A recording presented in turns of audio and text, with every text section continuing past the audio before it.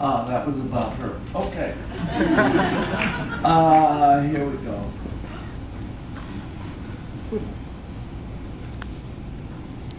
Thank you. This is Faust.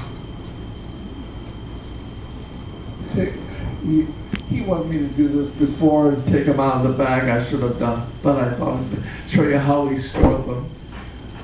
Just take them out.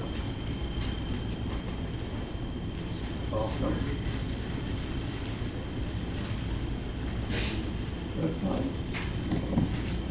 Oh, that's Marguerite. Next box down.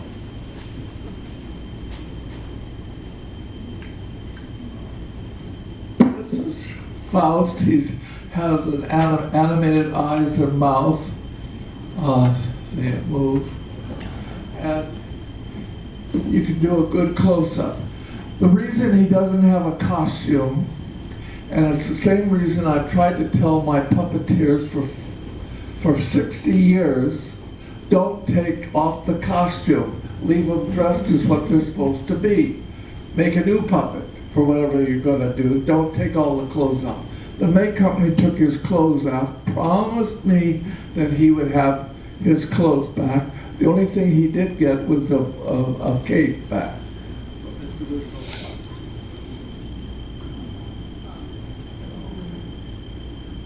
That was his cape. And they just recently did that on a couple of other puppets. They took them off. I don't know if they had gotten their costumes back or not. Oh, hello. No legs. This is a leg.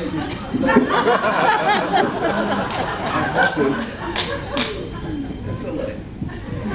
And this is a nice joint that doesn't show, although he had bloomers on that came down and so forth, and he had stockings, and the foot is jointed here. And to make a puppet like this takes around 350 hours. Not consecutive, but by the time you do it. And the next ones are not, this is Margarita. The reason they're unstrung and don't have their wigs, a little boy lived on Glendale Boulevard, and he came out to our shop in the middle of the night and found a way to get in and stole these puppets and had them at his home. And the police caught it and said, "Do you want them back?" And I said, "Oh my gosh, I didn't even know they were gone." And but anyway, they came back without their strings on and kind of mutilated a little bit. But anyway, this was, she has eyes that move. By the way, in the film, in the apotheosis, Jean and I were leaning over the thing. We were up 15 feet in the air, leaning over this thing, and nobody told us about this. And we're leaning, and all of a sudden, flames came flying up at us. We lost our eyebrows and all of our hair here. There wasn't a fireman on the set. We did retakes the next day, 6 firemen, but no flames. Efficiency. Now, when I took the puppets into Mr. Ulmer, I took the puppets from Snow White that we had produced at Robinson's with the prince and Snow White. Mr. Ulmer looked at the prince and he says, "I like the puppet, but he says, I don't want a fairy prince. I want Faust. I want to do this opera." And he made up some sketches. Well, they might have been good for the opera company someplace, but it wasn't for the puppets. Jean saw them and had a fit and made up new sketches that went to the thing. Oh, that's old Snow White's head. Oh, I had all the puppets from Snow White that we did at Robinson's, but there was a chap here later on. I bought them from Robinson's.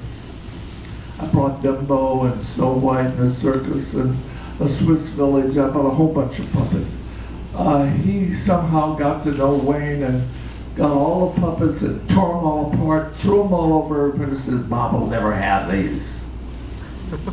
So I don't. This is Mephistopheles. At least they didn't get his costume off of him. And he does the calf of gold. Calf of gold is here to stay. At least I learned it in English. And we made a beautiful little mandolin that he used to play. He had a gorgeous wig. And Grace Betting, for beards, $95. That was a lot of money in those days. But we loved it. But anyway, these are the puppets we did for Faust, and I've tried to save them. They've been taken a couple of times, but I got them back and put them in these boxes.